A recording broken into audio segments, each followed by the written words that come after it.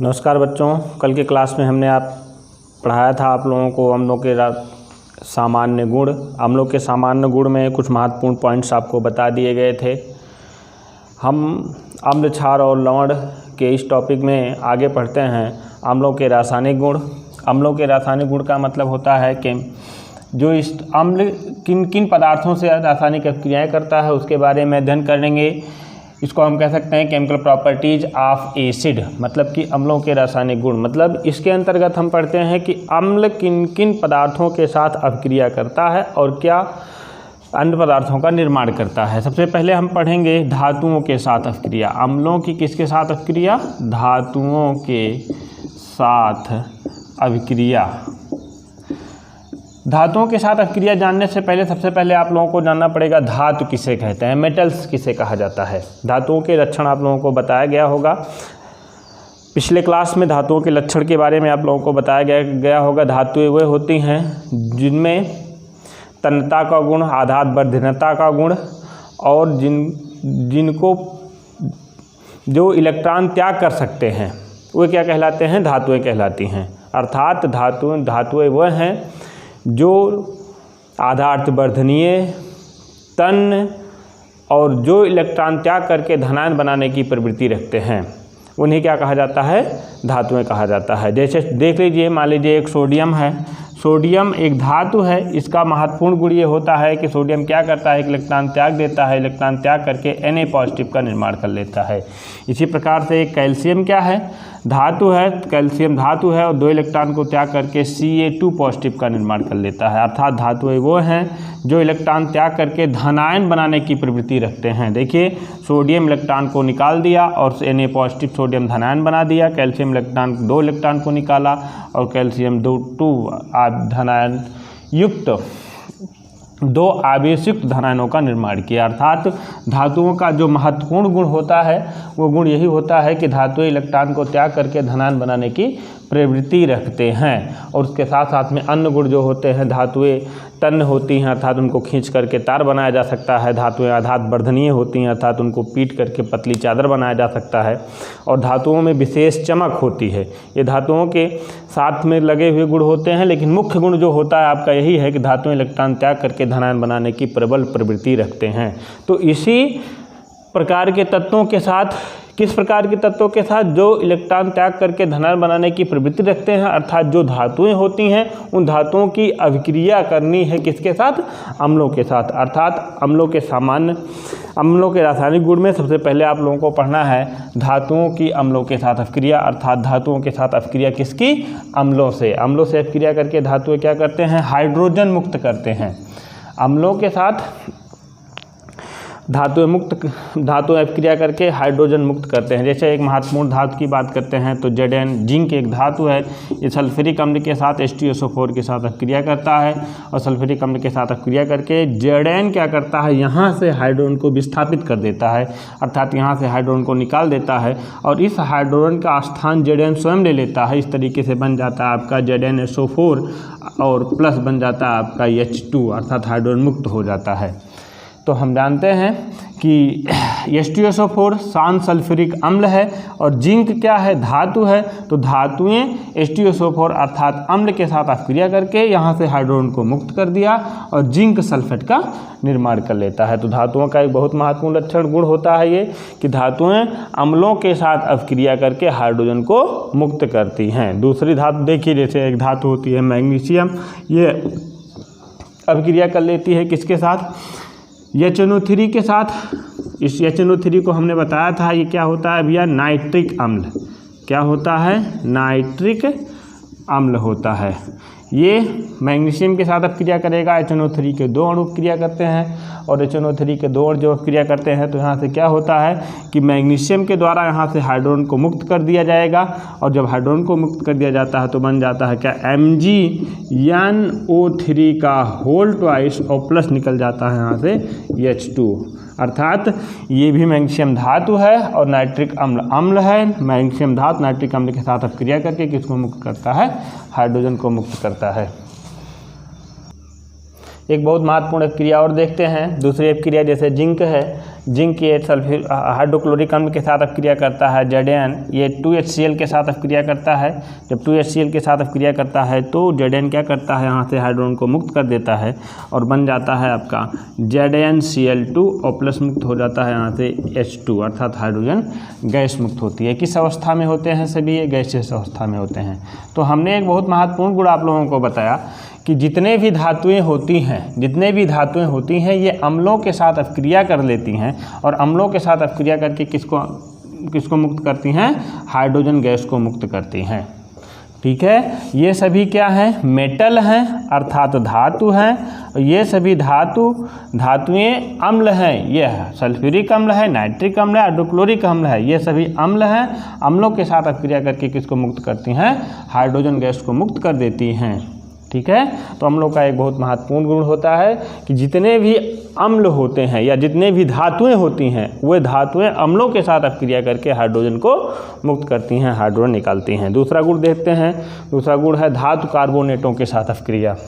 इसको नोट कर लीजिएगा आप। नोट करने का तरीका हमने बताया है कि कहीं भी कोई दिक्कत होती है, समय नहीं मिलता है तो आप लोग वीडियो को रोक करके नोट कर सकते हैं। तो धातुओं का महत्वपूर्ण लक्षण, सबसे पहला अम्लों के लिए सबसे पहला महत्वपूर्ण लक्षण क्या है, धातुएं अम्लों के साथ अपक्रिया करके क्या मुक्त करती हैं, हाइड्रोजन गैस मुक्त करती हैं। दूसरा, अम्लों की धातु कार्बोनेटों के साथ अपक्रिया। लिख सकते हैं यहाँ पर दूसरा लक्षण क्या है, नंबर 2, अम्लों की धातु कार्बोनेटों के साथ अपक्रिया।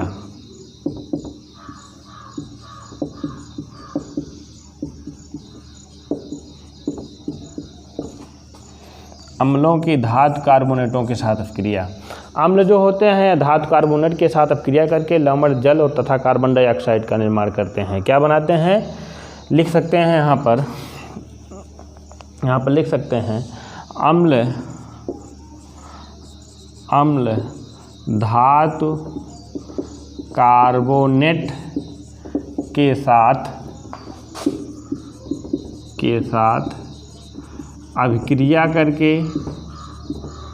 अभिक्रिया करके क्या बनाता है, लवण,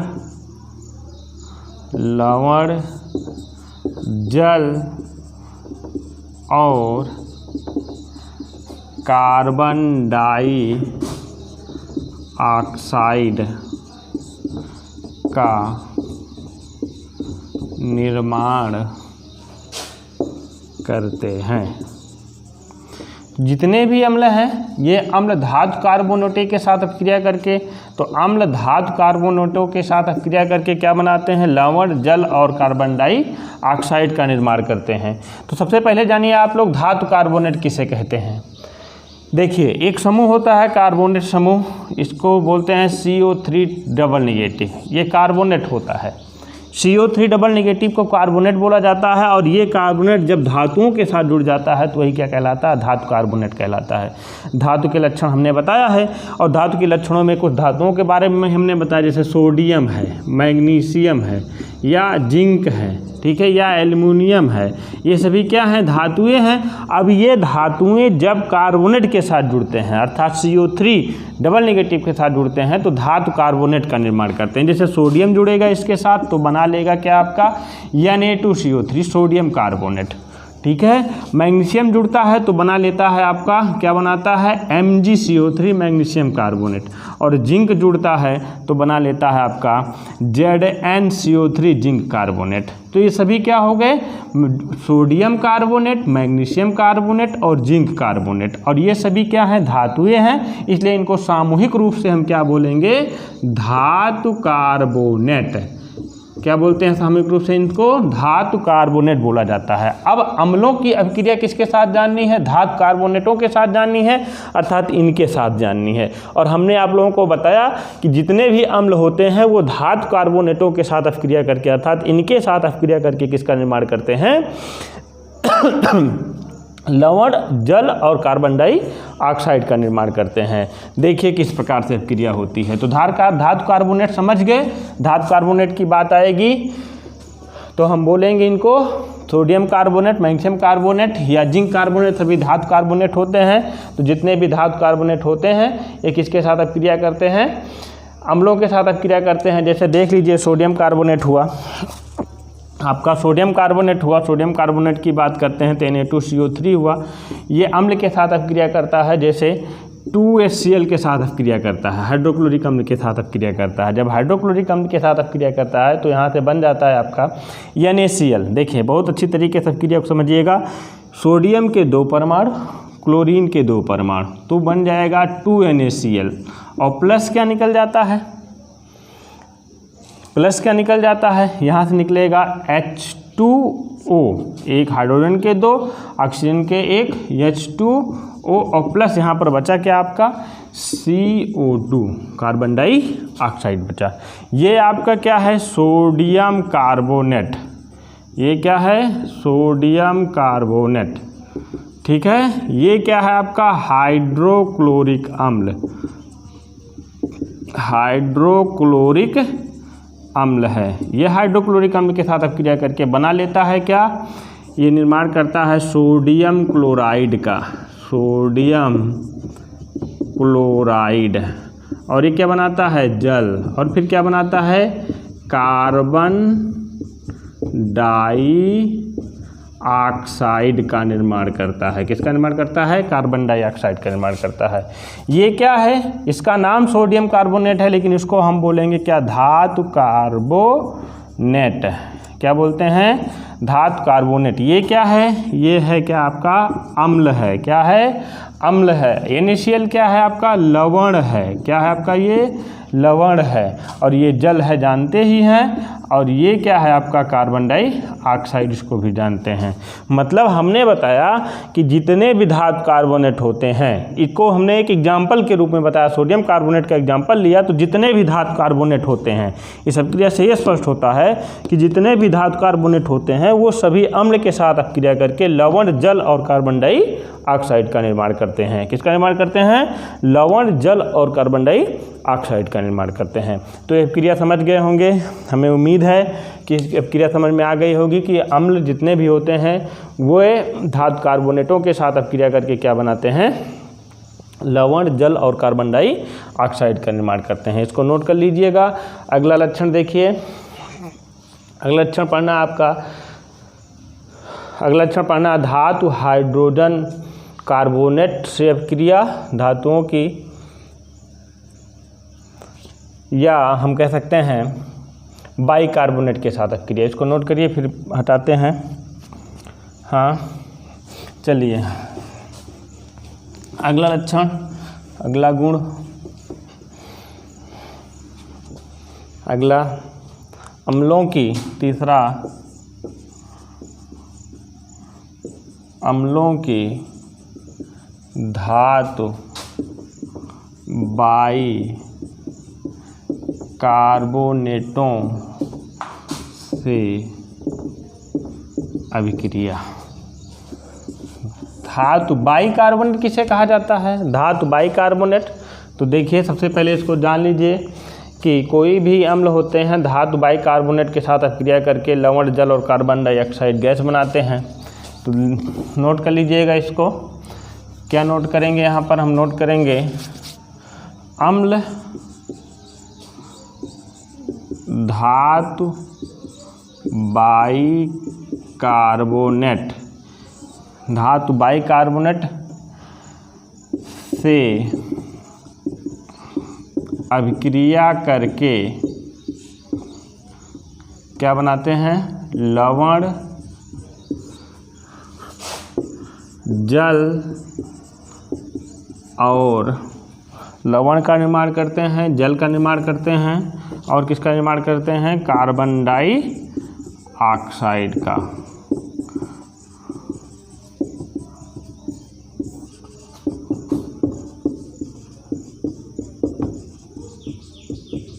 सबसे पहले हम जानते हैं कि धातु बाइकार्बोनेट क्या होता है। अभी अभी हमने बताया आप लोगों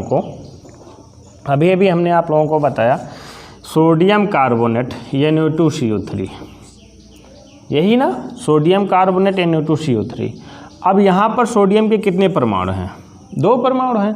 एक परमाणु को यहाँ पर यदि ना लिख करके इस एक परमाणु के स्थान पर यदि हम हाइड्रोजन लिख देते हैं, इस सोडियम के 2 परमाणु हैं, Na2 है, मतलब 2 परमाणु, इन दोनों परमाणुओं में से एक परमाणु को हटा करके उसके स्थान पर यदि हम H लिख देते हैं, अर्थात NaH और फिर लिख देते हैं CO3, तो इसका नाम होता है सोडियम बाइकार्बोनेट। इसका क्या बोलते हैं? सोडियम बाइकार्बोनेट, या इसी को हम लिख सकते हैं सोडियम हाइड्रोजन कार्बोनेट। क्या लिख सकते हैं इसी को हम? सोडियम हाइड्रोजन कार्बोनेट लिख सकते हैं। ठीक है, तो ये क्या होता है आपका? Sodium bicarbonate. और इसी सोडियम के स्थान पर कोई दूसरा धातु अगर लग जाता है, जैसे पोटेशियम लग जाए या कोई दूसरा धातु लग जाए, कैल्शियम लग जाए, तो ये क्या हो जाएगा? पोटेशियम बाइकार्बोनेट या कैल्शियम बाइकार्बोनेट। ठीक है, इस तरीके से हो जाता है। तो हमें मुख्य जानना है कि बाइकार्बोनेट के बारे में, तो यहाँ पर H लग जाता है, CO3 हो जाता है, तो वही कहलाता है धातु बाइकार्बोनेट या धातु हाइड्रोजन कार्बोनेट। अब देखिए, कोई भी अम्ल होता है बाइकार्बोनेट के साथ, धातुओं के बाइकार्बोनेट के साथ क्रिया करके क्या बनाता है? लवण का निर्माण करता है, जल का निर्माण करता है और कार्बन डाइऑक्साइड का निर्माण करता है। तो देखिए, आपको पता होना चाहिए, अभी हमने बताया आपको sodium bicarbonate NaHCO3, sodium bicarbonate की क्रिया यदि हम करा देते हैं किसी भी अम्ल के साथ, जैसे मान लीजिए हम करा देते हैं हाइड्रोक्लोरिक अम्ल के साथ, HCl के साथ करा देते हैं, तो HCl के साथ कराएंगे तो यहाँ से क्या बन जाएगा आपका? NaCl। क्या बन जाएगा? NaCl। और प्लस क्या बन जाता है आपका? H2, और एक ऑक्सीजन यहाँ से निकल जाएगा H2O। CO3 से एक ऑक्सीजन निकल गया था, H2O बन गया था, तो इसके पास बचा कितना है आपका? CO2 बचा है। अर्थात क्या बना? ये आपका है क्या? Sodium bicarbonate. क्या है? सोडियम बाइकार्बोनेट है। ये क्या है? हाइड्रोक्लोरिक अम्ल। हाइड्रोक्लोरिक अम्ल। ये क्या है? सोडियम क्लोराइड, इसी को बोलते हैं हम साधारण नमक, क्लोराइड, इसे क्या बोला जाता है? साधारण नमक। ये क्या है आपका? जल, और इसको तो हमने पिछली बार भी बताया था, कार्बन डाइऑक्साइड, कार्बन डाइऑक्साइड। ठीक है, तो देखिए सोडियम बाइकार्बोनेट क्या है? इसको हम बोलते हैं जनरली धातु कार्बोनेट। क्या बोलते हैं? धातु कार्बोनेट। ये क्या है? अम्ल है। तो कोई भी धातु कार्बोनेट अम्ल के साथ अपक्रिया करके, अम्ल धातु कार्बोनेट के साथ अपक्रिया करके क्या बनाता है? लवण। सोडियम क्लोराइड क्या होता है? लवण होता है। और क्या बनाता है? जल। और क्या बनाता है? कार्बन डाइऑक्साइड का निर्माण करता है। ठीक है, तो कोई भी अम्ल धातु बाइकार्बोनेट के साथ अपक्रिया करके किसका निर्माण करता है? लवण, जल और कार्बन डाइऑक्साइड का निर्माण करता है। इसको नोट कर लीजिए, नोट कर लीजिए इसको।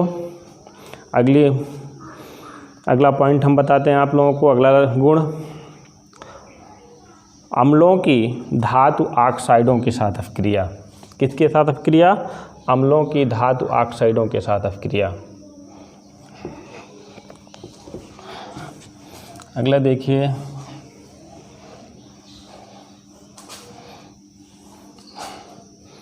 अम्लों की धातु ऑक्साइडों के साथ अपक्रिया। धातु ऑक्साइडों के साथ अपक्रिया, सबसे पहले आप लोग जानिए धातु ऑक्साइड कहते किसे हैं। देखिए, जब धातुएं ऑक्सीजन के साथ जुड़ जाती हैं तो जिस यौगिक का निर्माण होता है तो उसे धातु ऑक्साइड कहते हैं। जैसे कैल्शियम है, ये ऑक्सीजन के साथ जुड़ गया तो कैल्शियम ऑक्साइड हो गया। एक प्रकार का धातु ऑक्साइड है, लेकिन नाम इसका क्या है? कैल्शियम ऑक्साइड है। ठीक है, या कॉपर है, Cu है, और O के साथ जुड़ गया तो ये बन गया कॉपर ऑक्साइड बन गया। क्या बन गया? कॉपर ऑक्साइड बन गया। तो अम्ल की इन्हीं धातु ऑक्साइडों के साथ अपक्रिया जाननी है। या मैग्नीशियम है, Mg है, ये ऑक्सीजन के साथ जुड़ गया तो क्या बन गया? मैग्नीशियम ऑक्साइड का निर्माण कर लिया। तो अम्ल जितने भी होते हैं वो धातु ऑक्साइडों के साथ अपक्रिया किस तरह करते हैं? तो जितने भी अम्ल होते हैं धातु ऑक्साइडों के साथ अपक्रिया करके लवण और जल का निर्माण करते हैं। तो यहाँ पर लिख सकते हैं कि अम्ल अम्ल धातु ऑक्साइडों के साथ अभिक्रिया करके क्या बनाते हैं? लवण और जल का निर्माण करते हैं। क्या बनाते हैं? लवण और जल का निर्माण करते हैं। तो देखिए किस प्रकार से अभिक्रिया होती है। कोई भी धातु ऑक्साइड ले लेते हैं। हमने बताया कि जब धातुएं ऑक्सीजन के साथ जुड़ती हैं तो धातु ऑक्साइड का निर्माण करती हैं। कोई भी धातु ऑक्साइड ले लेते हैं, जैसे कैल्शियम ऑक्साइड CaO है, ये किसके साथ अभिक्रिया करेगा? HCl के साथ अभिक्रिया करता है। जब HCl के साथ अभिक्रिया करता है तो किस प्रकार से अभिक्रिया होती है? इसके दो अणु के साथ अभिक्रिया होगा और बन जाएगा क्या? CaCl2। CaCl2 का निर्माण हो जाता है, कैल्शियम क्लोराइड, और प्लस यहाँ से निकल जाता है क्या आपका? H2O प्लस निकल जाता है, H2O। तो देखिए कैल्शियम ऑक्साइड, इसका नाम क्या है? कैल्शियम ऑक्साइड, जो एक प्रकार का धातु ऑक्साइड है। ये अम्ल है। अम्ल के साथ अभिक्रिया करके कैल्शियम क्लोराइड क्या बनाता है? कैल्शियम क्लोराइड का निर्माण करता है, जो एक प्रकार का क्या है? लवण है। लवण और क्या बनाता है? आपका जल का निर्माण करता है। ये तो था आपका अम्लों के रासायनिक गुण। अम्लों के रासायनिक गुण के अंतर्गत सबसे पहला हमने रासायनिक गुण बताया था, या ध्यान दीजिएगा। सबसे पहला हमने रासायनिक गुण आपको बताया था कि धातुओं के साथ अभिक्रिया। तो धातुओं के साथ अभिक्रिया में बताया गया था कि जितने भी अम्ल होते हैं धातुओं के साथ अभिक्रिया करके हाइड्रोजन, या धातु अम्लों के साथ अभिक्रिया करके हाइड्रोजन गैस मुक्त करते हैं। तो धातुएं अम्लों के साथ अभिक्रिया करके क्या मुक्त करते हैं? हाइड्रोजन गैस मुक्त करते हैं। अगला पढ़ना था आप लोगों को धातु कार्बोनेटों के साथ अभिक्रिया। धातु कार्बोनेटों के साथ अभिक्रिया, जैसे Na2CO3, MgCO3, ये सभी क्या हैं? धातु कार्बोनेट हैं। तो जितने भी अम्ल होते हैं ये सभी धातु कार्बोनेटों के साथ अभिक्रिया करके लवण, जल और कार्बन डाइऑक्साइड का निर्माण करते हैं। पिछली अभिक्रिया हमने यही बताई थी कि जितने भी होते हैं धातु कार्बोनेट, वो जितने भी धातु कार्बोनेट होते हैं वो सारे धातु कार्बोनेट अम्लों के साथ अभिक्रिया करके लवण, जल और कार्बन डाइऑक्साइड का निर्माण करते हैं। अगला पॉइंट हमने बताया था अम्लों की हाइड्रोजन कार्बोनेट के साथ अभिक्रिया या बाइकार्बोनेट के साथ अभिक्रिया। जब अम्ल हाइड्रोजन कार्बोनेट या बाइकार्बोनेट के साथ अभिक्रिया करते हैं तो अम्ल हाइड्रोजन कार्बोनेट या बाइकार्बोनेट के साथ अभिक्रिया करके किसका निर्माण करते हैं? लवण, जल और कार्बन डाइऑक्साइड का निर्माण करते हैं। और लास्ट वाला पॉइंट हमने जो बताया अम्लों की धातु ऑक्साइडों के साथ अभिक्रिया, तो जितने भी अम्ल होते हैं ये सभी धातु ऑक्साइडों के साथ अभिक्रिया करके लवण और सिर्फ जल का निर्माण करते हैं। ये सभी था क्या? अम्लों का रासायनिक गुण था। अब आपको इसी में आगे पढ़ना है अम्ल की क्षारकता। अम्ल की क्षारकता किसे कहा जाता है? मोस्ट इम्पॉर्टेंट पॉइंट, बहुत ज़रूरी जानना है इसको। अम्ल की क्षारकता किसे कहते हैं? आइए पढ़ते हैं अम्ल की क्षारकता। अम्ल की क्षारकता, अम्ल की क्षारकता। देखिए जान करके बहुत, सुन करके बहुत आश्चर्य हो रहा होगा, बेसिसिटी ऑफ एसिड कि अम्ल की क्षारकता, अम्ल में भी क्षारकता होती है? हाँ होती है। किस प्रकार से होती है और कौन सी क्षारकता क्या होती है ये जानिए। अभी हम आपको बहुत आसान शब्दों में समझाते हैं अम्ल की क्षारकता क्या होती है। देखिए जैसे कई अम्ल आप लोगों ने पढ़ा होगा। सबसे पहला पढ़ा आप लोगों ने HCl हाइड्रोक्लोरिक अम्ल, या पढ़ा आप लोगों ने H2SO4 सल्फ्यूरिक अम्ल, या आप लोगों ने पढ़ा होगा HNO3, क्या पढ़ा? HNO3, या आप लोगों ने पढ़ा होगा CH3COOH, सबका नाम भी आप जानते होंगे, कई बार हमने बताया है। ये है आपका हाइड्रोक्लोरिक अम्ल, ये है आपका नाइट्रिक अम्ल, HNO3 नाइट्रिक अम्ल है, और ये है आपका क्या? एसिटिक अम्ल। ठीक है, ये आपका सल्फ्यूरिक अम्ल है, H2SO4 है। और अगला अम्ल यदि हम पढ़ते हैं तो जैसे है आपका मान लीजिए H3PO4 आर्थोफास्फोरिक अम्ल। इसका नाम जान लीजिए, इसको बोलते हैं क्या हम? आर्थोफास्फोरिक अम्ल। आप लोगों के लिए थोड़ा सा नया है, लेकिन हमें यहाँ पर क्षारीयता बतानी है तो जानना जरूरी है। H3PO4 को बोलते हैं ऑर्थोफॉस्फोरिक अम्ल। यहाँ पर देखिए, यदि आप लोग ध्यान से देखेंगे तो यहाँ पर विस्थापनीय हाइड्रोजन परमाणु की संख्या 1 है HCl में। यहाँ पर भी विस्थापनीय हाइड्रोजन परमाणु की संख्या 1 है HNO3 में। मतलब कि हाइड्रोक्लोरिक अम्ल में विस्थापनीय हाइड्रोजन परमाणु की संख्या 1, नाइट्रिक अम्ल में विस्थापनीय हाइड्रोजन परमाणु की संख्या 1 और ये एसिटिक अम्ल में विस्थापनीय हाइड्रोजन परमाणु की संख्या 1 है। इसलिए इसकी क्षारीयता कितनी हो जाएगी भैया? 1 हो जाएगी। कितनी हो जाएगी? 1 हो जाएगी। इन सबकी क्षारीयता कितनी हो जाएगी? 1 हो जाएगी। जबकि हम सल्फ्यूरिक अम्ल की बात करते हैं तो उसमें विस्थापनीय हाइड्रोजन परमाणु की संख्या कितनी है? 2 है। विस्थापनीय हाइड्रोजन परमाणु की संख्या 2 है, इसलिए इसकी क्षारीयता कितनी हो जाएगी? 2 हो जाएगी। जबकि ऑर्थोफॉस्फोरिक अम्ल की बात करते हैं तो ऑर्थोफॉस्फोरिक अम्ल में विस्थापनीय हाइड्रोजन परमाणु की संख्या कितनी है? 3 है, इसलिए इसकी क्षारीयता कितनी हो जाएगी?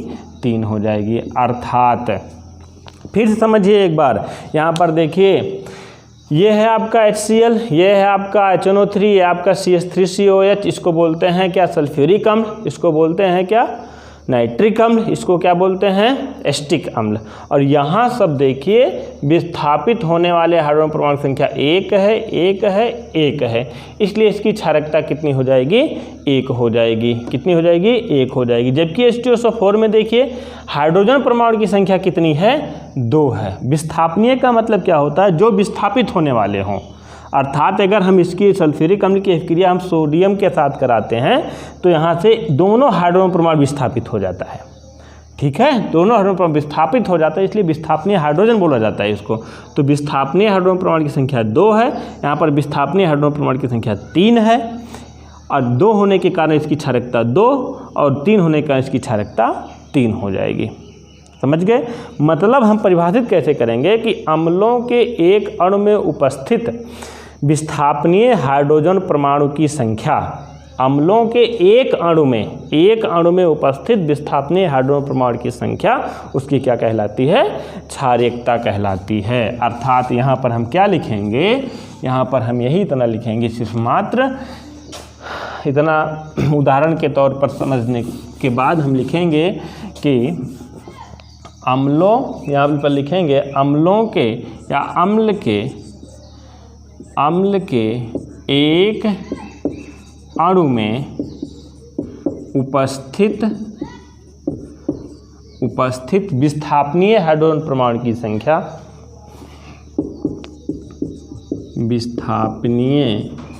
विस्थापनीय या लिख सकते हैं यहाँ पर विस्थानीय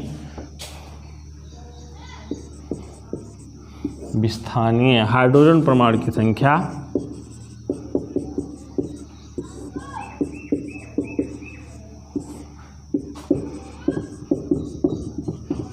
विस्थानीय हाइड्रोजन परमाणु की संख्या उस अम्ल की क्या कहलाती है? क्षारकता कहलाती है।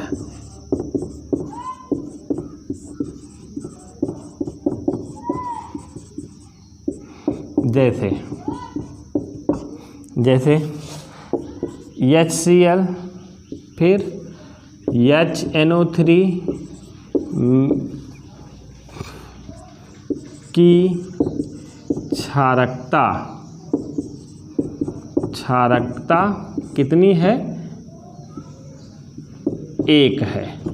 क्यों? क्योंकि यहाँ पर विस्थापनीय हाइड्रोजन परमाणु की संख्या 1 है। या H2SO4 की क्षारकता कितनी है? 2 है। ठीक है। या एक अम्ल भी हमने बताया था, जो बताया था आप लोगों के लिए नया है, ऑर्थोफॉस्फोरिक अम्ल H3PO4 की क्षारकता कितनी है? 3 है। इसकी 2 क्यों है? क्योंकि विस्थापित होने वाले हाइड्रोजन परमाणु की संख्या 2 है। इसकी 3 क्यों है? क्योंकि विस्थापित होने वाले हाइड्रोजन परमाणु की संख्या 3 है। ठीक है, ये तो था क्षारकता की बात। अब आप लोगों को पढ़ना है, उदाहरण तो हमने बता ही दिया है, कई उदाहरण आपको याद हो गए हैं। जैसे HCl है, हाइड्रोक्लोरिक अम्ल। यदि अम्लों का उदाहरण पूछा जाए तो अम्लों का उदाहरण हमने कई बताया है आप लोगों को। HCl बताया है, हाइड्रोक्लोरिक अम्ल मतलब नाइट्रिक अम्ल बताया है, HNO3, सल्फ्यूरिक अम्ल बताया है, फास्फोरिक अम्ल बताया गया है। अब आगे पढ़ना है आप लोगों को अम्लों के उपयोग, अम्लों के क्या क्या उपयोग हैं, इसको नोट कर लीजिए। अम्लों के उपयोग,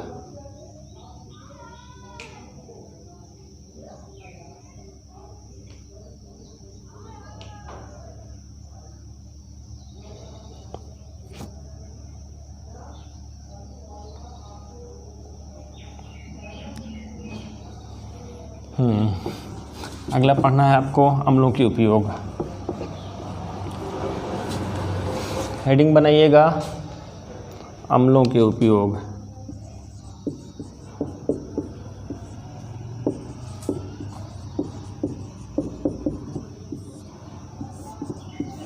अम्लों के उपयोग में सबसे पहला आपका अम्ल जो पढ़ना है हाइड्रोक्लोरिक अम्ल पढ़ना है, तो लिखेंगे HCl मतलब कि हाइड्रोक्लोरिक अम्ल के उपयोग।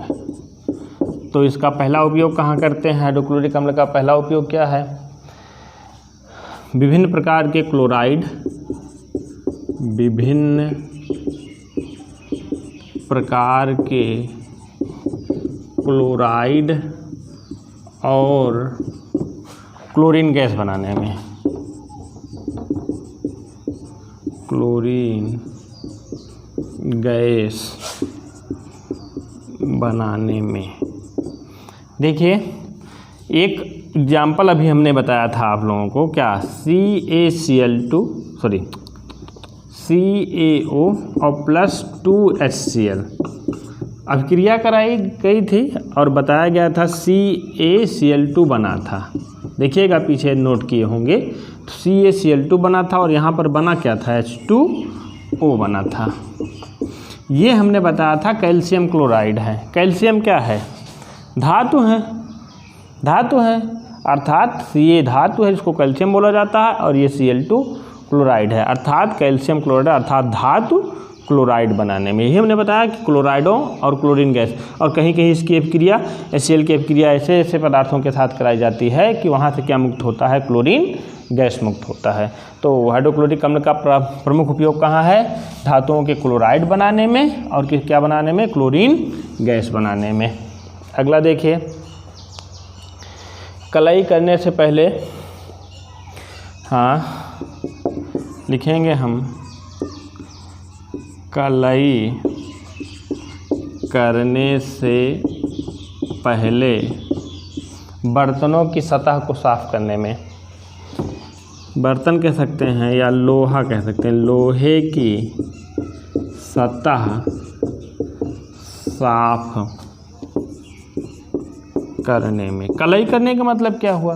देखिए विभिन्न धातुओं पर कभी कभी ऐसा होता है कि कुछ धातुओं पर अनेक निष्क्रिय धातुओं की परत चढ़ाने की आवश्यकता होती है।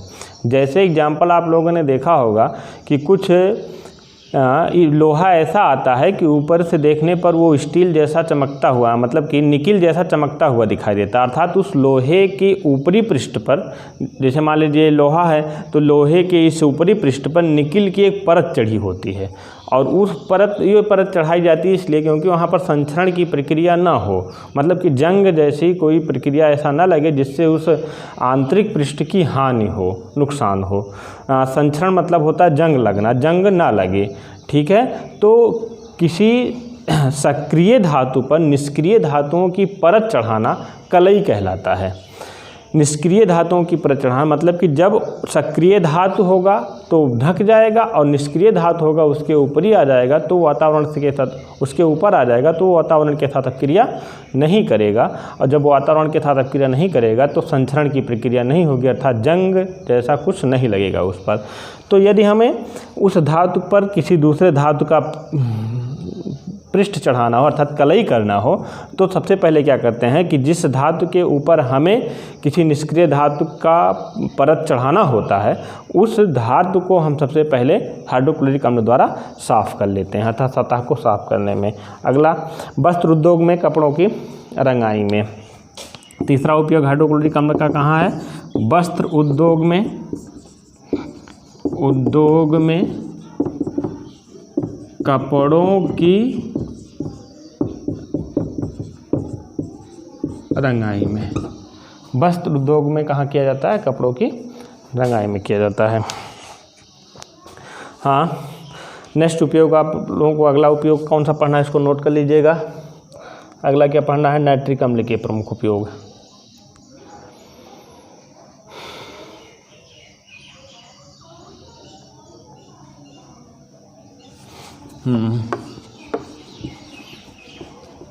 नाइट्रिक अम्ल की बात करते हैं तो दूसरा क्या है? HNO3 के उपयोग। नाइट्रिक अम्ल के उपयोग, HNO3 क्या उपयोग हैं? सबसे पहला नाइट्रिक अम्ल का उपयोग क्या होता है? सोने तथा चांदी के शोधन में, अर्थात सोना बोलते हैं तो AU इसका सिंबल होता है। चांदी मतलब कि इसका सिंबल होता है AG, सिल्वर बोला जाता है इसको। तो सोना और चांदी के शोधन में इसका उपयोग किया जाता है। किसका? नाइट्रिक अम्ल का उपयोग किया जाता है, इसके शोधन में किया जाता है। अगला उपयोग कहाँ होता है नाइट्रिक अम्ल का? उर्वरक, विस्फोटक, रंग तथा औषधियों के निर्माण में। किसका? उर्वरक के निर्माण में।